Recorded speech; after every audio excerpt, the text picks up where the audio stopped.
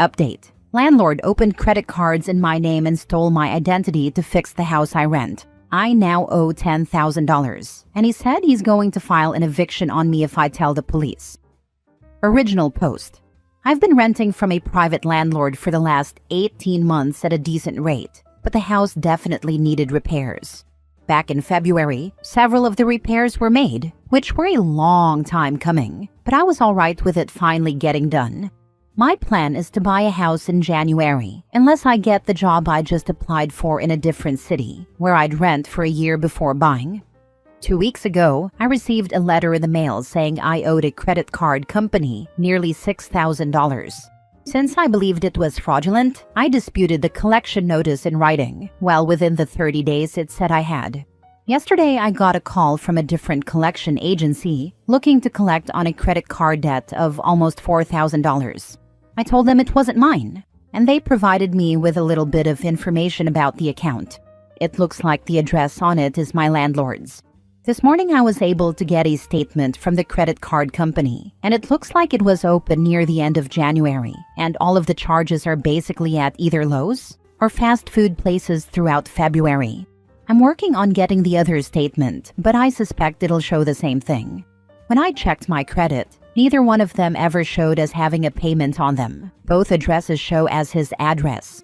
It's obvious to me he opened credit cards in my name, probably using info from my rental application, and charged everything to my name to fix the house that he owns. I called him and explained that he needs to pay off the cards, and that I'm going to file an identity theft report. He admitted he opened the cards in my name, but said that I was benefiting from it, house repairs, so I couldn't file a police report. When I told him I absolutely can, he said he'd just start a 30-day eviction process. I can't have an eviction on my record. I wouldn't be able to get a mortgage for years and would probably not be able to rent again for at least 3 to 4 years. I feel like I'm stuck at this point. When I tried saying something to him over text, he just didn't respond. It's like he knows not to put anything in writing. When I spoke with a lawyer friend about it, he said the identity theft is a criminal issue, but the eviction is a civil issue, and the landlord could probably go through with it. Edit. Forgot to mention, my roommate is out of town, but I texted him about it yesterday. He said he got a weird credit alert in March, disputed it, and never heard anything else about it. He said he'd look into it when he's back on Monday. Now for the top advice before reading the update. Screw him, call the police anyways, and add his threats to the report. He fooled around, now he gets to find out. His eviction will never go through. The judge will smack the crap out of him. I hope more people learn to not confront the identity thief. A lot of this eviction talk could have been avoided if OP just went to the police, filed the appropriate paperwork with the card companies, and just shrugged if the landlord asked. You can play dumb. For all the landlord might have known, it was the credit card company, and OP may have just said they didn't charge something or have that card. Seriously, these people, family or otherwise, do not need to be told they've been found out. Just let the chips fall. What kind of lawyer is the friend? That's moronic. Yes, an eviction is civil, but it's still a court proceeding that has to be won. No landlord is going to win an eviction because they committed a crime. What would be the basis of the eviction? You can't just give a person an eviction notice because you say so. Just like a lawsuit, people say I'll sue, but truth is, anybody can file, aka try. Doesn't mean they will win. There is no basis for a successful eviction. Now, if you're on a month-to-month lease, then either one of you can give the other 30 days notice. But that isn't an eviction. That's the non-renewal of an agreement, not being evicted. Now for the update 7 months later. It's been kind of a wild ride the past few months, but it ended up working out for me. When I made the police report and disputed through the credit agencies, both accounts ended up going away. I haven't heard anything else from the collection agency either. By November, my credit score was up to 780. The landlord did exactly what he threatened to do and filed for an eviction. I was told after a couple of weeks by the police that the county was pressing charges for identity theft, as long as I still wanted to go through with it. Of course I did. I also learned he has another identity theft case against him from pretty much the same time. My eviction hearing came and went. He didn't show up, and I explained the identity theft case. The judge threw out the eviction. I ended up buying a house in January and moved out from that POS landlord's place. The reason I'm updating today is that I got a call from the prosecutor's office. He got arrested on the identity theft charge and had a new court date last month. Between his arrest and the last court date, he got arrested again for jacking off outside of a school. He then got arrested again last week for urinating inside of Walmart, in an aisle, not the bathroom. The person from the prosecutor's office said it looks like he's gone off the deep end, and they are going to push for mental health treatment and a long term of probation if I was all right with it. If he gets into any other trouble on probation, he would probably be sentenced at least to a state mental health facility, if not jail. I said I was fine with that, and they said they'd update me if they needed anything else. If the mental health treatment sticks, I'd say great, but I feel like maybe it's just a ruse to get out of having to take responsibility for what he did. What mental health disorder accounts for jacking off outside of a school? Schizophrenia, most likely. If you get a bad case of that, you're no longer in the same world as anyone else. It takes a special kind of stupid to answer, "I'm going to report you to the police," with, "I'm going to do something in retaliation that compounds my crime even further." One crime at a time, folks. File. Then also tell the police about the blackmail. Keep any and all notes that he may have said, or heck, even record him and tell him that you will tell the police just to get the confession. Risky though. In court, they will lose everything, and it's their own scummy fault. Identity theft is no joke. I am certainly no lawyer, but this is what I would do. Yes, blackmail is a very big deal. Standard identity theft, ending up as psychiatric hold, was not on my bingo card. If he is faking it, I don't think this would work in his favor. It won't. I knew a guy who did it. He fought for 2 years to prove he was sane. That's how bad the conditions were. He would rather go to jail. People have a really weird idea of how getting convicted by way of insanity actually works, like it's some get-out-of-jail-free card, when it very much isn't. Next story. Am I the a-hole for stealing my own stuff when I moved out of my best friend's dad's apartment? I moved out of my parents' house for the first time in February 2020. Yep, just 1 month before the pandemic hit. I was super excited because everything seemed perfect. I was going to live with one of my best friends in a nice neighborhood, in a cute apartment, and the rent was really affordable. The apartment belonged to my friend's dad, and over time, our friendship started to cool off. We talked less and less, and I began to feel a weird power dynamic, like she had the upper hand, just because she was the owner of the apartment. We hadn't signed any kind of rental agreement either. After a year, she told me she wanted to move in with her boyfriend, so we had about 3 months to leave the apartment. It was a hard hit, but I accepted it. The thing is, those 3 months kept getting shorter, and suddenly I had less than a month to find a new place to live. On moving day, I took everything I had paid for: my bed, desk, washing machine, appliances, and a pair of blackout curtains that I had installed in my room, which cost me $250 USD. The next day, I got a message from my friend calling me indecent for taking the curtains. She said I wasn't allowed to take them because they were now considered part of the apartment, even though I had bought them. We agreed to meet the next day so I could return the keys. I decided to show up a bit early to avoid any issues. And surprise, the security guard wouldn't let me in. He told me my friend had instructed him not to allow me into the building unless she was present. I was so angry and hurt. Someone I considered a friend was treating me like a thief when all I did was take what was mine. Do you think I overreacted by taking the curtains? Should I have left them? Time has passed, and we've ended up seeing each other again here and there, but she's still really selfish and always finds something to complain about. I don't like conflict, so I try to keep things cordial. But honestly, I'm not interested in being friends anymore. How do you even break up with a friend? Nobody teaches us how to have those uncomfortable conversations with friends. Not the a-hole. And bet she couldn't care less about the curtains. Seems like she is a person who likes to stir up drama and getting emotional response from others. You don't owe such person any conversation or closure. Sometimes it is perfectly fine to ghost people. That is exactly what my parents told me. It was never about the curtains. I mean, it was just a selfish response. Thank you.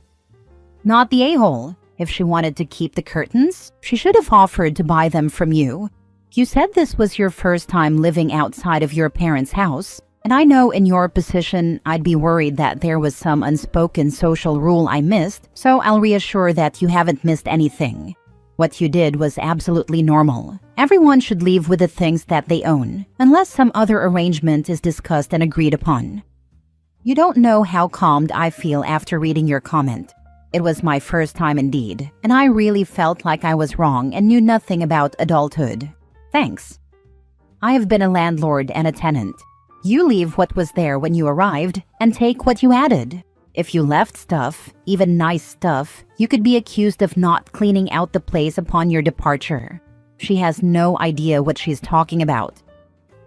Next story. Am I the a-hole for kicking him and his entire family out after he brought them to stay over while I was working out of town? I, 42 male, worked for a company for 15 years until I went out on my own and started my own company. I was engaged at the time with 2 kids from a previous marriage. My success created issues because Jim, 45 male, began to lean too heavily on me. He didn't finish college, something that affected my trust because he said he did. Then I found out he was lying. And his skills are fit for his job only, office assistant, while his dream is to become a very successful executive. I tried to help, but he didn't follow advice. We had issues because he wanted to rely on other people instead of making his own efforts. The results were disastrous in one particular situation where his ex-business partner locked him out, moved their small office over the weekend, and shut Jim out of their logins. I was shocked, but the more I asked, the fewer answers I got. I found out later that the partner got fed up with Jim for wanting to direct the partner's talents and knowledge to his own favor, and for taking credit via a social media post. My relationship with his family has always been cold. Father-in-law and mother-in-law are divorced, and father-in-law has always been friendlier, but mother-in-law has always been distant and dry. I accepted it. Nobody is obligated to anything. 2 years ago, I found out that while they hardly talked to me, they meaning mother-in-law, 2 sisters-in-law, and Jim's younger brother, they had a derogatory name they used for me.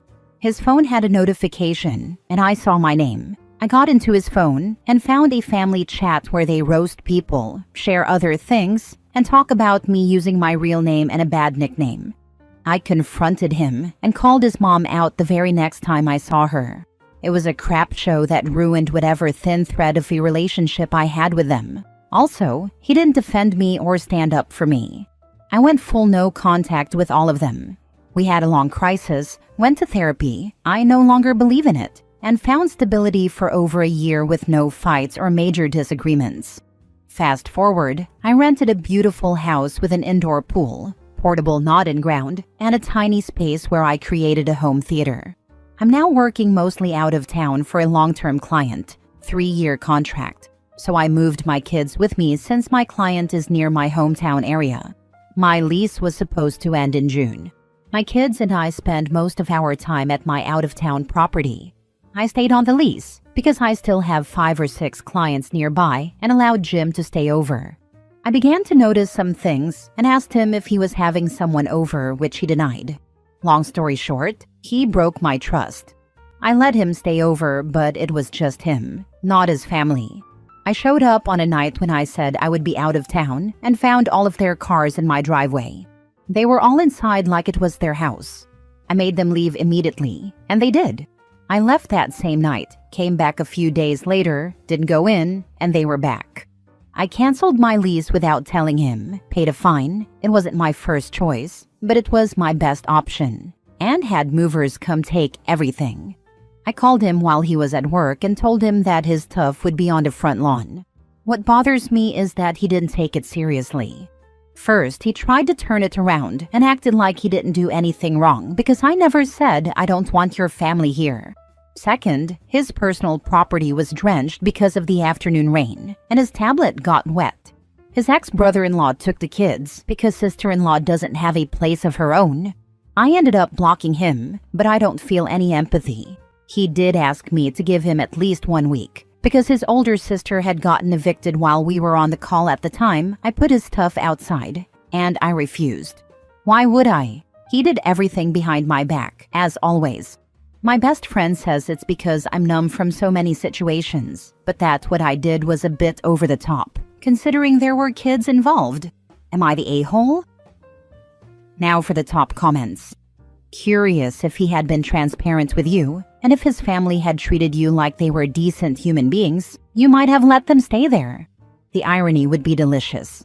They are merely reaping what they sow.